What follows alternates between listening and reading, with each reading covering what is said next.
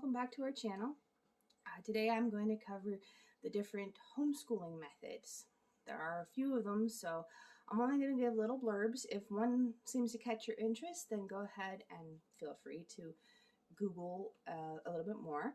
But I will give you a quick synopsis of each one of them. So grab a cup of coffee and let's dive right in.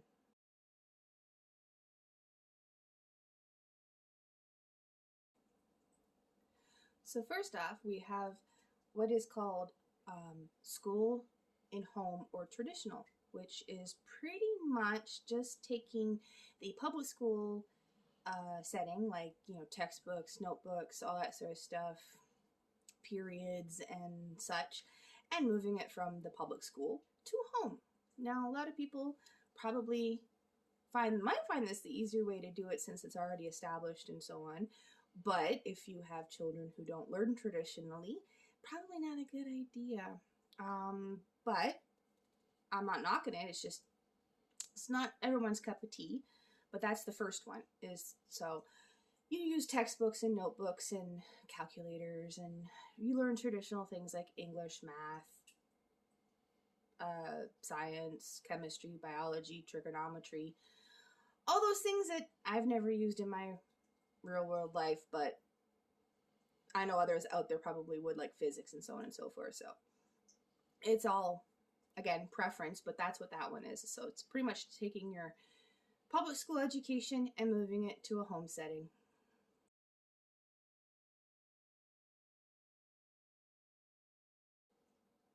So the next method I found in my research is called the Charlotte Mason approach. Now, I only understand it a little bit, but it focuses on children loving education and us as the teachers and parents helping to facilitate that. And it doesn't focus on just academics. It seems to focus on habits, teaching them good habits, communication, promoting arts, using something called living books. I'm still not too sure what that is. Best I can figure is books that help characters and settings come to life, and if I'm wrong, please somebody out there let me know. I mean, I'm just going by what I found. So using experiences in nature and all that sort of stuff. So if any of that interests you or your children tend towards that one, then that would be the method to look into for you. Like I said, it's just a little synopsis. I don't know, I haven't in depth any of them, just giving a general idea so you have an idea of what might interest you so you can look into it yourself. Trying to help get out some of or help you narrow down your searches.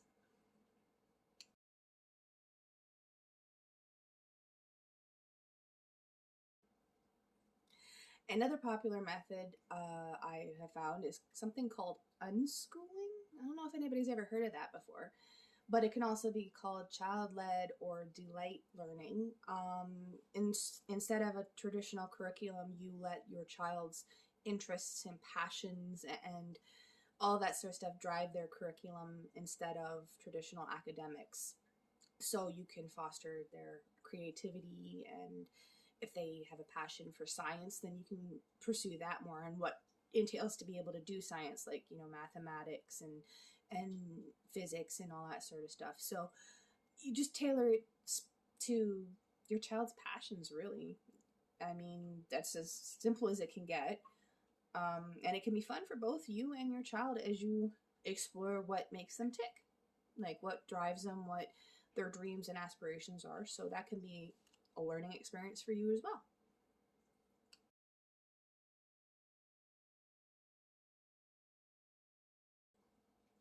One method you may have come across while doing your research or even on YouTube is called the Montessori, I'm hoping I'm saying that right, way of or method of homeschooling. And for that one, I'm just referring to my notes here, it's based on creating an environment that is, promote self-learning and play-based learning and activities and stuff like that. It doesn't focus on being taught directly, but giving a little instruction and then letting your child you know, go through the steps, focus on that, and play. Could be something as easy as learning how baking soda and vinegar react by giving them the baking soda, the containers, the vinegar, and sticking them outside where it's not going to be so messy, and letting them experiment. I mean, and play with it, and all that sort of stuff. So that is, and you know, you learn how to use real world tools, and it's nothing really traditional to a certain degree, and it's a good one for if you are trying to teach your children like real world skills like carpentry, plumbing, I mean sciences. I mean, like, you can focus on that as well, because there's lots of fun things you can do with science. I mean, look at that Coke and Mentos thing. Is that still a thing? I don't know, but either way, I mean, it focuses on 5 main areas, really, as from what I've been able to figure out here, I believe. Let me just make sure I got that right. Okay, yeah. So mathematics, sensory, practical life skills, science, and language. So pretty staple things what you need. So, I mean, if that interests you, then look into that one. It's, like I said, it's called the Montessori. I'm probably saying that wrong, and if I am sorry, but that's that one there.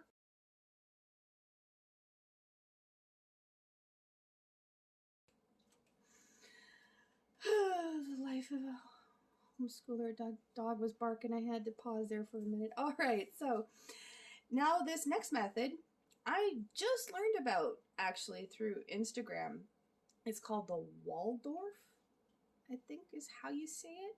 At least that's how I'm assuming it. I'm not sure, but I'm still learning about this method. But as far as I can tell, it focuses on mind, body, spirit, all that sort of stuff. Using things like nature and art, folk tales, myths, again, spiritual, whether it be Christianity or more of a nature-based, like a Wicca, or whatever faith-based you might have. It's very faith-based, spiritual, mind, body, soul. So this is probably good if you do practice certain religions like Christianity and stuff like that. But that's about all I've learned thus far. I still have to do a little bit more research into that method, so I'm still learning myself. I mean, I've only been homeschooling now for, 3 years? So even again, goes back to that always keep learning. So I'm going to dive more into that one and just explore it a little bit, see what it's all about, and I'll maybe update you guys later on what I find out.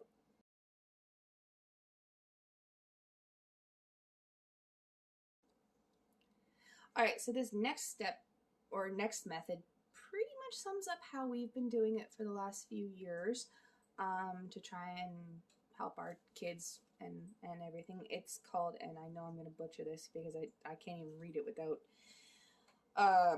okay, so it's called eclectic. Hey, I said it the first time around. Sweet. Okay, but anyways, it's pretty much a mixed bag, or a mix and match of all of the homeschooling methods I've currently, said in this video, like before this. You just kind of approach it, take little bits and pieces here and there from the different methods. Like if you like something from the Montessori and prefer something from traditional, and you just kind of mash it together, and it's a mix-up of the different forms. And then, or you can create your own completely different style. I mean, you don't have to follow the methods. I mean, like I said, this is all about what works for you and what works for your child or children. You can create a whole new way of teaching them. I mean, the sky's the limit when it comes to homeschooling. So, sorry about that. Oh, I had to take a call. My mother-in-law decided to call me at that point in time, so I was just on the phone with her. So back to what I was saying. It was the eclectic, yes, that's it, um, method pretty much takes the tediousness out, and when you have a mosh up of the different styles and everything, it can also help you feel less frustrated while you're doing what you're doing and all that sort of stuff. So that's another method of how to homeschool. It's actually very freeing, even more so than just homeschooling your child, period. It can be very freeing to use bits and pieces and not have a set structure. So, I mean, again, whatever works best for you and your family.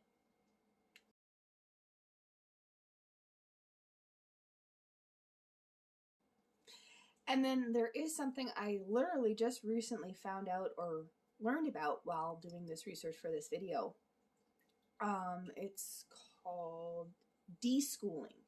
Now, this is a method of kind of like what we actually may have gone, you could apply to what we did, is where you pull your children out of the school system, like they've been in the school system for a few years, and then you pull them out of the school system to homeschool them, and you take a little break, so to speak. Like, say you take your children out in February.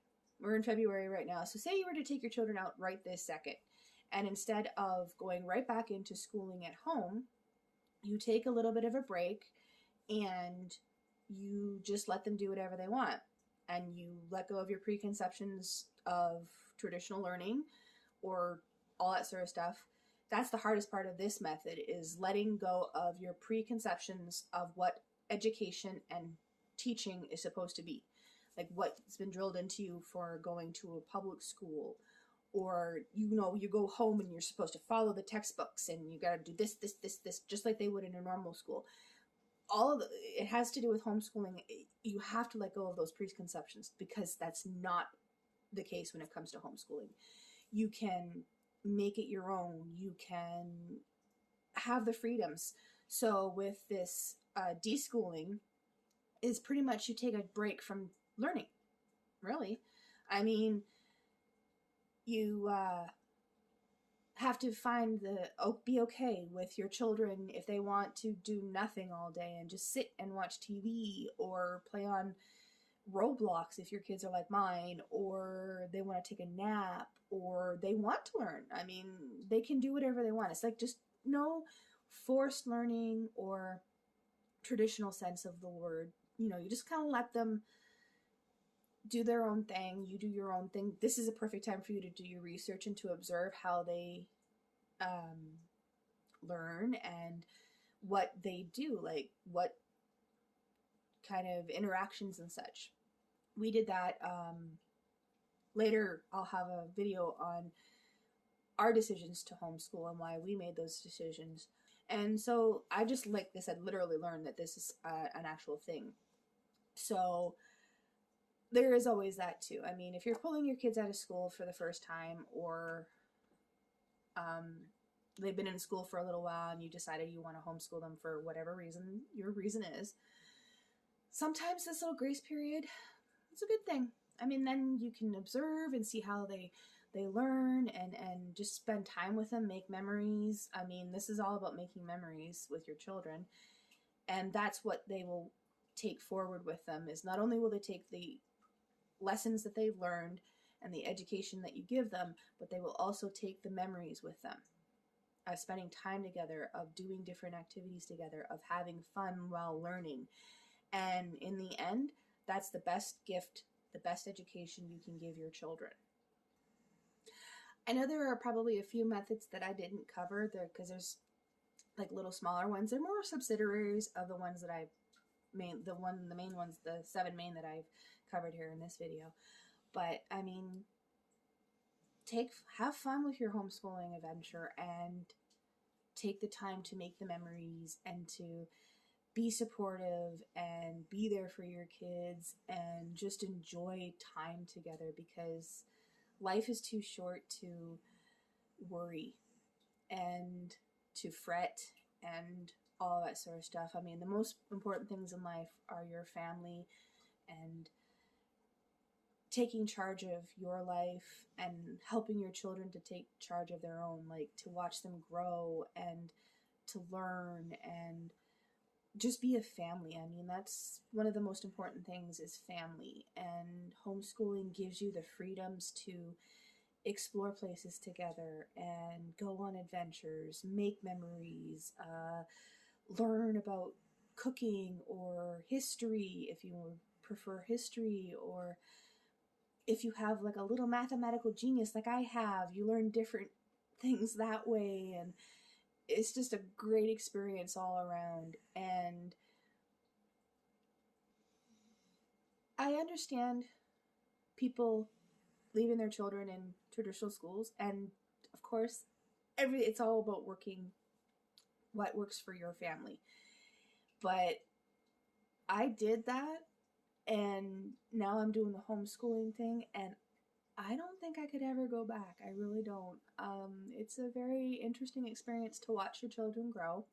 And again, hubby and I have to let go of our preconceptions of um, learning and education, and sitting down at a kitchen table with books all the time and all that sort of stuff. I mean, just the freedoms that homeschooling has are worth it, at least for us anyways. And I hope that this video may have helped anybody who had some questions about different methods, or given some inspiration to somebody, the Waldorf sounded really interesting, or no, it sounds like more traditional is how our family and everything. I just hope it helps somebody, because I have seen a lot of videos on homeschooling, but not a lot from Canada. I will admit that. There is a lot from the States, but I'm noticing that there, at least not for my research, that there's very much about Canada. So I figured, or, just get the information out there, and if it can help somebody else to make the decision and to help in their research, then I'm glad I could do it. And I hope that it does help. So I will end this for right now, and welcome to the homeschooling community. And if you haven't already, don't forget to like this video and subscribe so you don't miss out on any future fun or chaos or anything that we can get up to. Have a great day, everybody. Bye.